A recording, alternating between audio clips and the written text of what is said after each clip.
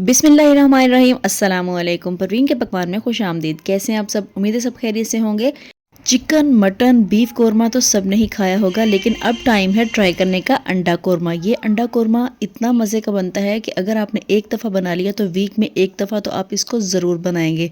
और अंडे आलू बनाना तो आप भूल ही जाएंगे। जब भी आप अंडे आलू बनाने लगेंगे तो आप ये अंडा कोरमा ज़रूर बनाएंगे। और सबसे बड़ी बात यह है, ये बनता बहुत ही कम टाइम में है। मटन और बीफ को तो छोड़ें, चिकन कोरमा बनाने में जितना टाइम लगता है उससे आधे से भी कहीं कम टाइम में ये बनके तैयार हो जाता है। तो फिर जल्दी से रेसिपी को देखें। रेसिपी अच्छी लगे तो लाइक और शेयर ज़रूर कर दीजिएगा, और अगर चैनल पे नए हैं तो चैनल को सब्सक्राइब भी कर लीजिएगा।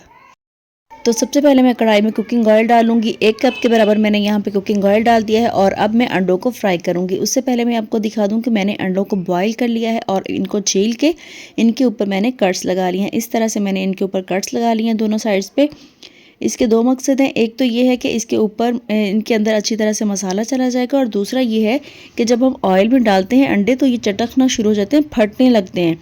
तो उससे कट लगाने से ये होगा कि ये फटेंगे नहीं। तो अब यहाँ पर मैं मसाले डाल रही हूँ। 1/2 टीस्पून मैंने नमक डाल दिया है, 1/2 टीस्पून सुरख मिर्च का पाउडर डाला है, और 1/2 टीस्पून ही मैंने हल्दी पाउडर डाल दिया है। अब ये 3 मसाले डालेंगे और अब हम इनको मिक्स करेंगे और अंडों को हम फ्राई कर लेंगे। बहुत ज़्यादा हमने इनको पकाना नहीं है, बस हमने इतना ही फ्राई करना है कि इनके ऊपर हल्का सा कलर आ जाए, और जो मसाले हैं ये इसके अंदर जो हमने कट्स लगाए हुए हैं अंदर भी इसके मसाले चले जाएं और ये फ्राई होकर हल्का सा कलर चेंज कर लें। तो जब अंडों पे इस तरह से थोड़ा सा कलर आ जाए तो अब हम अंडों को इसमें से निकाल लेंगे, और यही वाला जो ऑयल है इसी के अंदर हम अब ग्रेवी तैयार करेंगे। तो उसके लिए मैंने यहाँ पर प्याज ले ली हैं। 3 से 4 प्याज मैंने उनको इस तरह से चॉप कर लिया है। बहुत बारीक चॉप नहीं किया, बस मोटा मोटा चॉप कर लिया है। और अब हम इसको फ्राई करेंगे। इतना फ्राई करना है कि हल्का सा इसका कलर चेंज हो जाए, हल्के से ये ट्रांसपेरेंट हो जाए। बहुत ज़्यादा हम इसको नहीं पकाएंगे। तो उसके बाद हम इसके अंदर बाकी चीज़ें ऐड करेंगे। तो अब यहाँ पर देखें, जो प्याज हैं वो बहुत ज़्यादा पक्के तो नहीं हैं, लेकिन उन्होंने थोड़ा सा कलर चेंज कर लिया, हल्के से वो ट्रांसपेरेंट हो चुके हैं। तो अब मैं इसके अंदर डाल दूँगी अदरक लहसुन का पेस्ट और साथ ही सब्ज़ मिर्चें। ये वाला पेस्ट मैंने बना के रखा हुआ है, जिसकी रेसिपी मैंने पहले आपके साथ शेयर की हुई है।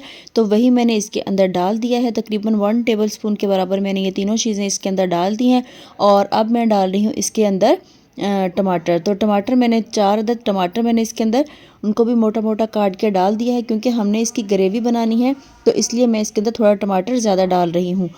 तो अब मैं इसके अंदर खुश्क मसाले ऐड करूँगी। यहाँ पर मैंने नमक डाल दिया है 1 टीस्पून, और 1/2 टीस्पून मैंने सुरख मिर्च का पाउडर डाला है, और 1 टीस्पून हल्दी पाउडर डाला है, 1/2 टीस्पून काली मिर्च का पाउडर डाला है, और 1/2 टीस्पून ही मैंने कुटी हुई सुरख मिर्च डाली है। और इसके अलावा 1 टीस्पून डाल दिया है धनिया पाउडर।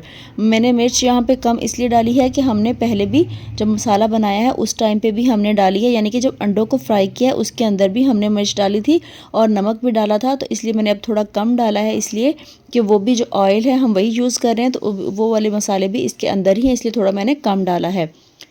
बाकी नमक मिर्च जो मसालों का हिसाब है वो आप अपने हिसाब से डाल सकते हैं। तो अब यहाँ पर देखिए, मसाले जो हैं उनकी थोड़ी सी भुनाई हो चुकी है, तो मैंने थोड़ा सा पानी ऐड किया है, और अब हम करेंगे इसको ब्लेंड। चाहे तो आप इस तरह के हैंड ब्लेंडर से कर लें, या फिर आपके पास ये नहीं है तो फिर आप इसको जग में डाल के, ब्लेंडर जग में, उससे भी इसको ब्लेंड करके इसका पेस्ट बना सकते हैं। तो यहाँ देखिए, मैंने इसको कढ़ाई के अंदर ही मैंने इसको ब्लेंड कर लिया है और इसका मैंने पेस्ट बना लिया है। तो अब हम ग्रेवी को बिल्कुल स्लो आंच पे पकाएंगे, ताकि जो हमारी ग्रेवी है ये ऑयल छोड़ दे और इसकी अच्छी सी लुक आ जाए। तो यहाँ देखें, मैं इसमें डाल रही हूँ कोरमा मसाला। तो यहाँ पर मैंने तकरीबन 1.5 टीस्पून जो है कोरमा मसाला डाल दिया है। अगर आपके पास कोरमा मसाला है तो आप ये डाल लें। अगर आपके पास कोई और जैसे कि कढ़ाई मसाला है तो आप वो भी डाल सकते हैं, लेकिन मेरे पास कढ़ाई मसाला नहीं था। वैसे होता तो मैं वही डालती, लेकिन मैंने इसमें डाला है कोरमा मसाला, और इससे भी बहुत ही अच्छा इसका टेस्ट आता है। मसाला डाल के ग्रेवी को थोड़ा सा भूनेंगे और फिर हम डाल देंगे इसके अंदर दही। तो यहाँ पर मैं 1 कप दही डाल रही हूँ, और दही को अच्छी तरह से फेंट लेंगे, और फेंट के फिर हम इसके अंदर ऐड कर देंगे। दही डालने से जो ग्रेवी है वो काफ़ी अच्छी हो जाती है, उसका टेस्ट अच्छा हो जाता है। इसके अलावा ये है कि ग्रेवी जो है वो हमारी काफ़ी दानेदार बनती है, जो कि बहुत ही मज़े की लगती है, और देखने में भी उसकी लुक बहुत ही अच्छी लगती है। दही डालने के बाद हमने ग्रेवी को इतना ही पकाना है कि ये जो इसका दही का पानी है वो खुश्क हो जाए, और जो ग्रेवी है वो ऑयल छोड़ने लग जाए। तो जैसे ही आप देखेंगे दही का पानी जो है वो पक गया है और ग्रेवी ऑयल छोड़ने लग गई है। तो आप इसके अंदर गरम मसाला ऐड कर दें। जैसे ही आप इसके अंदर गरम मसाला ऐड करेंगे काफ़ी सारा ऑयल इसके ऊपर आना शुरू हो जाएगा। तो यहाँ पर मैंने हाफ़ टी स्पून गरम मसाला पाउडर डाला है जो कि रिकॉर्ड नहीं हो सका है। तो यहाँ पर मैंने मसाला डाल दिया है और देखें अब इसके ऊपर ऑयल आना शुरू हो चुका है, यानी कि हमारी ग्रेवी जो है वो तैयार हो चुकी है। अब जो हमने अंडे पहले से फ्राई करके रखे हुए थे वो हम इसके अंदर डालेंगे और उसके बाद हम इसको गार्निश करेंगे। गार्निश करने के लिए आप जो भी चीज़ें यूज़ करें, यहाँ पर मैंने धनिया डाल दिया है।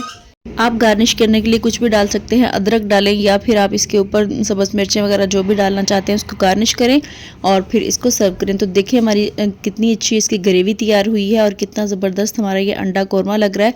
देखने में इसकी लुक कितनी ज़बरदस्त लग रही है, जितनी ये देखने में अच्छा लग रहा है उससे कहीं ज़्यादा ये टेस्टी है, बहुत ही मज़े का है। एक दफ़ा ज़रूर इसको ट्राई कीजिएगा और मेरे साथ अपना फीडबैक ज़रूर शेयर कीजिएगा कि आपकी ये रेसिपी कैसी बनी। रेसिपी अच्छी लगी तो जल्दी से इसको लाइक कर दें, शेयर कर दें और अगर चैनल पे नए हैं तो चैनल को सब्सक्राइब भी कर लें।